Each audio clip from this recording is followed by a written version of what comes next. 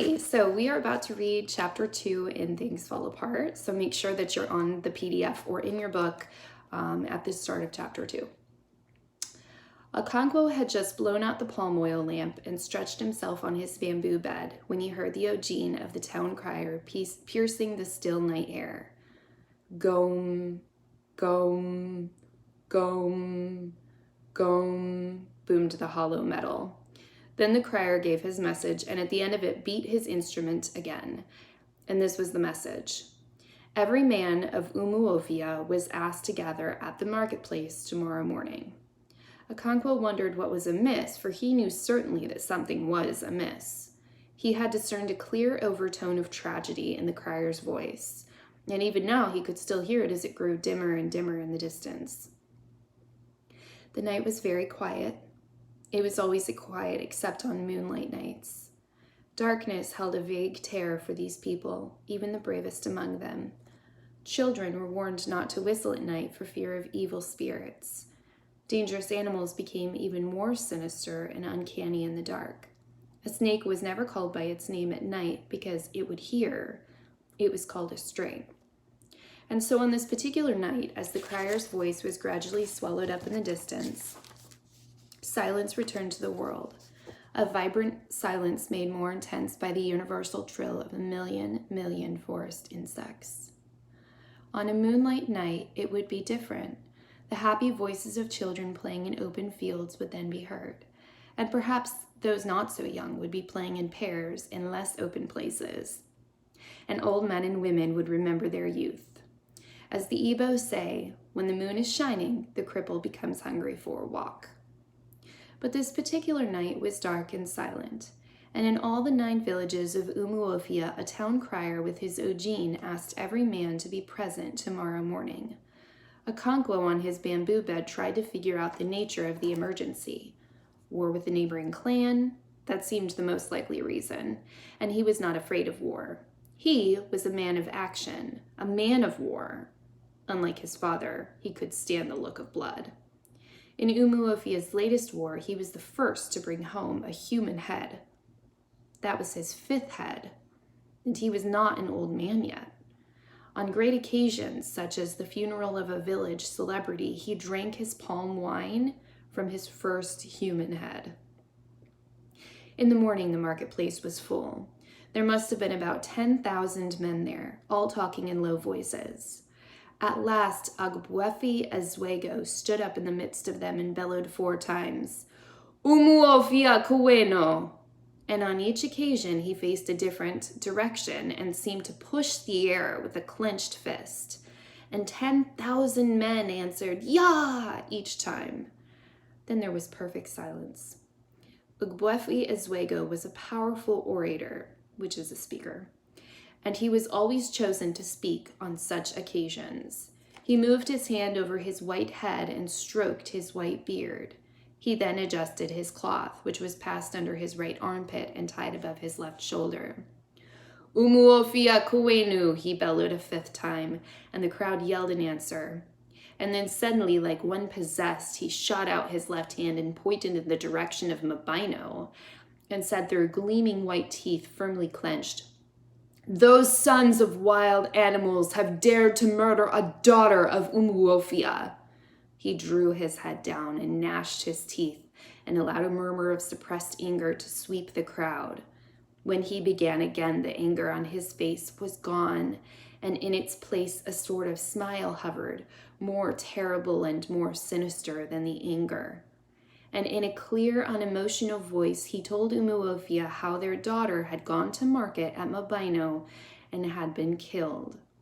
"That woman," said Ezwego, "was the wife of Agbuefi Udo," and he pointed to a man who sat near him with a bowed head.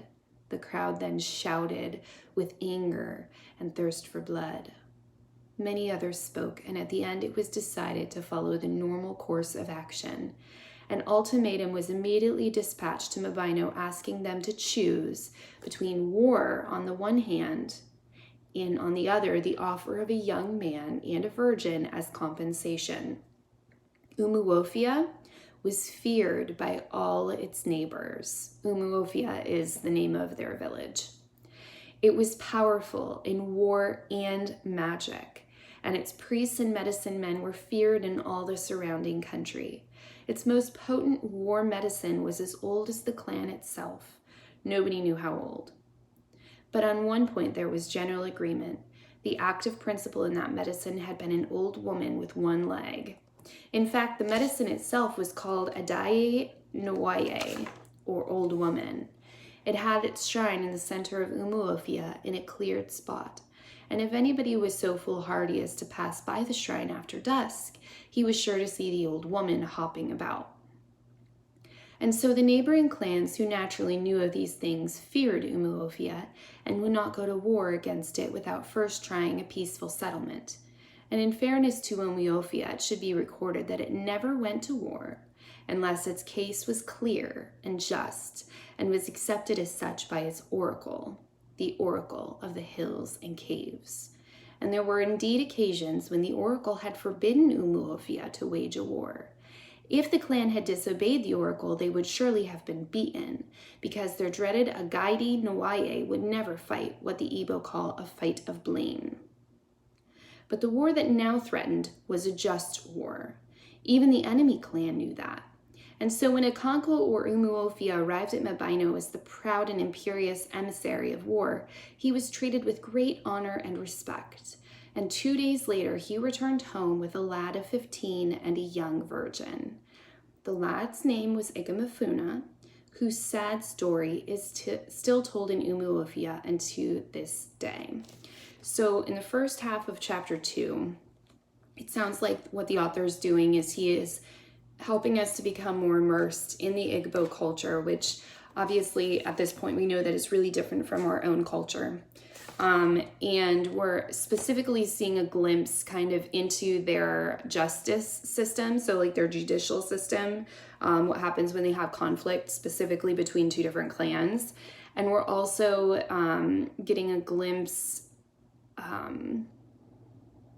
about their warring techniques, and we're still learning about Okonkwo, his characterization, and we're also learning a little bit about their spirituality or their religious beliefs in here as well. We know that they're not Christian, that they, the Igbo, they were more like into witchcraft, oracles, medicine man, and things like that.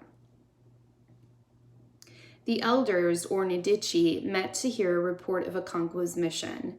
At the end, they decided, as everybody knew they would, that the girl should go to Ogbuefi Udo to replace his murdered wife. As for the boy, he belonged to the clan as a whole, and there was no hurry to decide his fate. Okonkwo was therefore asked on behalf of the clan to look after him in the interim. And so for 3 years, Ikamafuna lived in Okonkwo's household. Okonkwo ruled his household with a heavy hand. His wives, especially the youngest, lived in perpetual fear of his fiery temper, and so did his little children. Perhaps down in his heart, Okonkwo was not a cruel man, but his whole life was dominated by fear, the fear of failure and of weakness. It was deeper and more intimate than the fear of evil and capricious gods and of magic, the fear of the forest and of the forces of nature, malevolent, red in tooth and claw. Okonkwo's fear was greater than these. It was not external, but lay deep within himself. It was the fear of himself, lest he should be found to resemble his father. Even as a little boy, he had resented his father's failure and weakness, and even now he still remembered how he had suffered when a playmate had told him that his father was Agbala. That was how Okonkwo first came to know that Agbala was not only another name for a woman, it could also mean a man who had taken no title. And so Okonkwo was ruled by one passion: to hate everything that his father Unoka had loved. One of those things was gentleness, and another was idleness. So the beginning, this paragraph here in this new section of chapter 2 is a lot of characterization of Okonkwo, and we know that there are really two main types of struggles that protagonists undergo or characters undergo. One is external struggles. So those would be stories where the protagonist is struggling with external forces, like whether it's like weather. If there's a story where there's like a really bad storm, tornadoes, hurricanes, things like that. External struggles can also be man to man. So if the character is fighting somebody else, so a lot of like comics and superhero stories have external struggles. But the other type of struggles that we have are internal struggles. And we know from this paragraph that Okonkwo seems to be really struggling internally with fear about fear about self-loathing, fear about being perceived like his father. During the planting season, Okonkwo worked daily on his farms from cock crow until the chickens went to roost. He was a very strong man and rarely felt fatigue. But his wives and young children were not as strong, and so they suffered. But they dared not complain openly. Okonkwo's first son, Nwoye, was then 12 years old, but he was already causing his father great anxiety for his incipient laziness. At any rate, that was how it looked to his father, and he sought to correct him by constant nagging and beating. And so Nwoye was developing into a sad-faced youth. Okonkwo's prosperity was visible in his household. He had a large compound enclosed by a thick wall of red earth. His own hut, or obi, stood immediately behind the only gate in the red walls. Each of his 3 wives had her own hut, which together formed a half moon behind the obi. The barn was built against one end of the red walls, and long stacks of yams stood out prosperously in it. At the opposite end of the compound was a shed for the goats, and each wife built a small attachment to her hut for the hens. Near the barn was a small house, the medicine house, or shrine, where Okonkwo kept the wooden symbols of his personal god and of his ancestral spirits.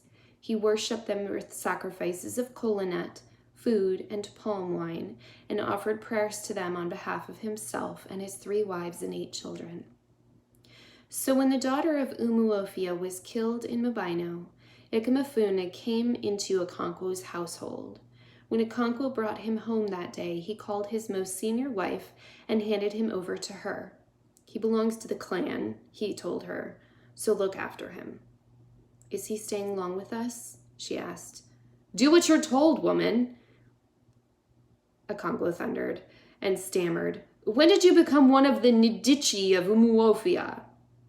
And so Nwoye's mother took Ikamafuna to her hut and asked no more questions. As for the boy himself, he was terribly afraid. He couldn't understand what was happening to him or what he had done. How could he know that his father had taken a hand in killing a daughter of Umuofia? All he knew was that a few men had arrived at their house, conversing with his father in low tones, and at the end he had been taken out and handed over to a stranger. His mother had wept bitterly, but he had been too surprised to weep, and so the stranger had brought him and a girl a long, long way from home, through lonely forest paths. He didn't know who the girl was, and he never saw her again. All right, so that's it for chapter 2. I will see you guys next time for chapter 3. Make sure you guys are filling out any notes or annotations that you're doing, and keeping in mind the essay prompt, and gathering any evidence from chapter 2 that you think you can use for your essay. I'll talk to you soon. Bye.